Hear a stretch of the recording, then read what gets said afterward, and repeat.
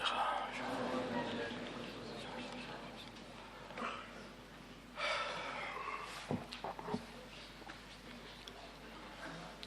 Salah Masail Senin 15 Safar 1444 Hijriah 12 September 2022 Masehi.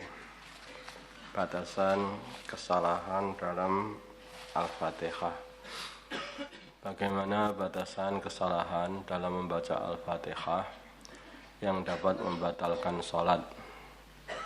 Kesalahan dalam membaca Al-Fatihah yang dapat membatalkan sholat. Batasannya adalah kalau sampai merubah makna seperti menambah huruf, tidak membaca tasdid, mengganti menambah huruf mungkin yang memanjangkan perkara yang tidak dipanjangkan, maksud itu. Tidak membaca tasdid, mengganti huruf, merubah harokat sampai merubah makna, maka sholatnya batal, kecuali kalau ia tidak mampu membaca dengan benar. Catatan, masalah rukun qauli, rukun yang berupa ucapkan yang harus diucapkan dengan benar adalah ketika takbiratul ihram. Allahu Akbar itu harus jelas.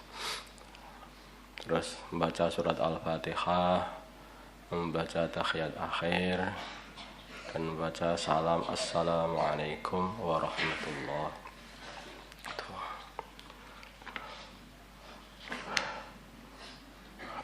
Masalah sujud seraya menyingsingkan sarung.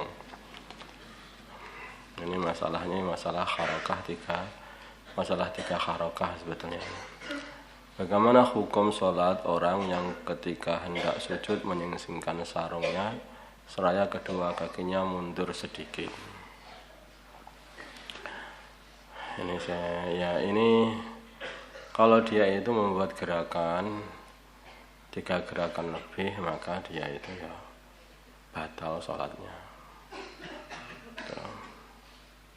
Karena ada orang itu menyingsingkan sarung, memang tangannya begini, bukan menyingsingkan sarung. Menyingsingkan sarung mungkin kelihatan. Masa menyingsingkan sarung? Seberasa tinggi dia singsingkan. Maksudnya menarik sarungnya itu loh. Kalau dia itu membuat gerakan begini ya, tangannya membuat gerakan, terus menarik begini lah, begitu.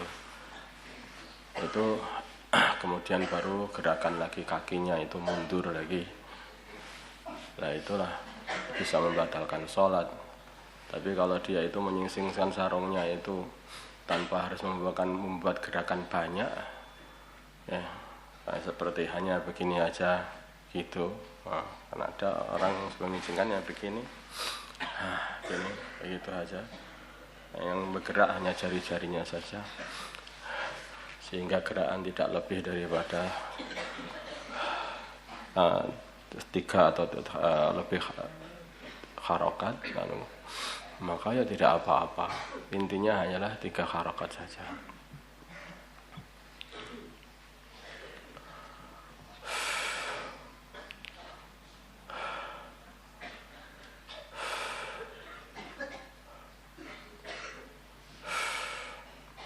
Tabtulu as-salatu bi harakatin mutawaliyatin walau mandubah.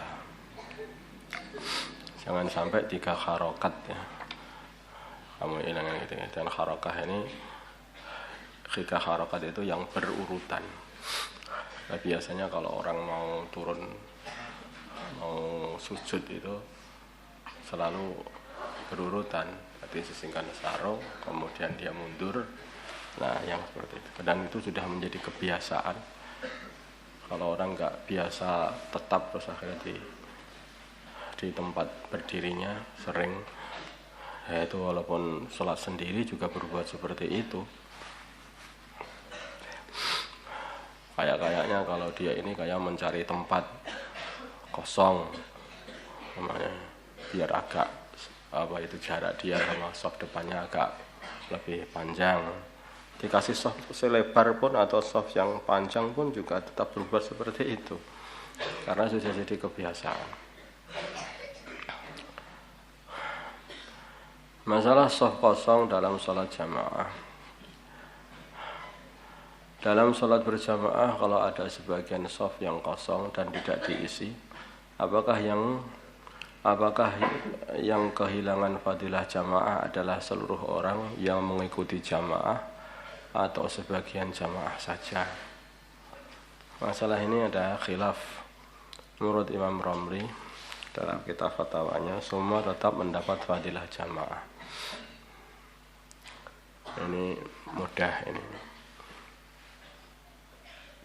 Kalau menurut Ibnu Hajar, yang dipilih Ibnu Hajar, yang tidak mendapatkan fadilah jamaah adalah semua orang yang mengetahui kosongnya shaf tersebut dan mereka ada kemungkinan untuk mengisinya, bisa mengisinya. Mungkin orang yang belakangnya, ya belakangnya atau belakangnya pas atau belakang agak samping sedikit atau gimana. Baik mereka dari shaf kedua atau selain shaf kedua, tetapi mereka tidak mau mengisi shaf tersebut, maka mereka semua tidak mendapatkan fadilah jamaah. Orang-orang inilah yang tidak mendapatkan jamaah. Nanti setelah diteliti oleh para ulama, itu akhirnya para ulama juga berpendapat begitu.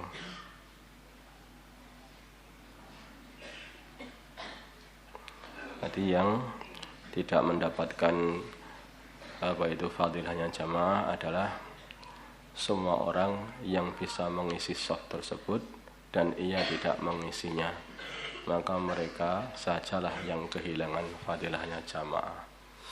Jadi di sini ada shaf kosong dibiarkan, orang yang dari sana yang enggak tetap itu fadilah jamaah tadi, itu salahnya apa? Kenapa saya kok sampai di akhirat sana kamu enggak dapat fadilahnya jamaah? Loh, saya jamaah kok enggak dikasih jamaah? Ada shaf kosong di sana, enggak ada yang seperti itu. Yang seperti itu enggak ada. Kalau dia sudah enggak tahu, ya berarti dia tetap dapat fadilahnya jamaah.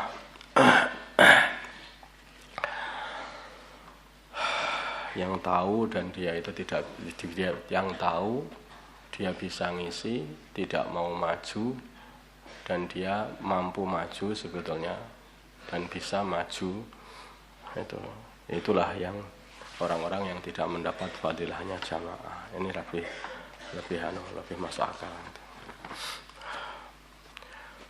Keluar dari shaf karena batal wudunya. Bagaimana cara keluar dari shaf yang benar bagi orang yang batal wudunya ketika sholat berjamaah sedang berlangsung?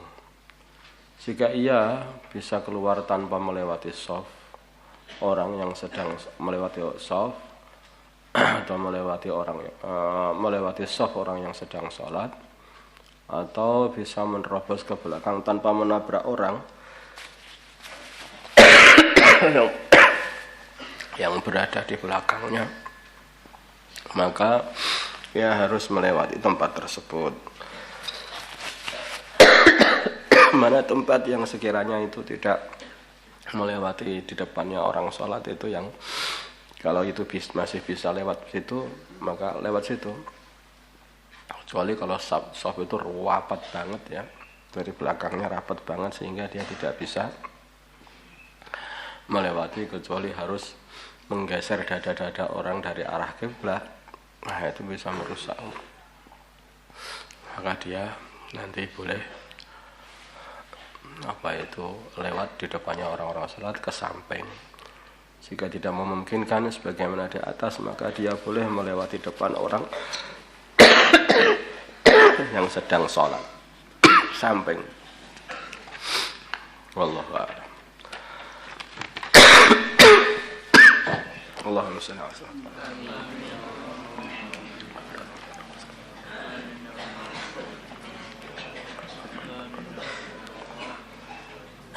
Alhamdulillah.